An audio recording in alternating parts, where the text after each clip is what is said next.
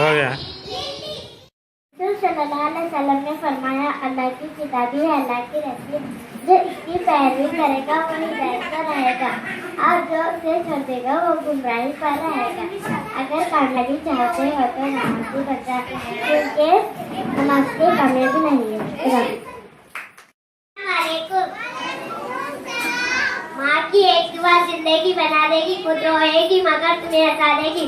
भूल कर भी ना माँ को रुलाना, एक छोटी सी गलती पूरा हर शिला देगी। किसी ने पूछा वो कौन सी, जहाँ हर गलती हर सुना हर हर की माँ को देता है। एक बच्चे ने फौरन बोला मेरी माँ का दिल।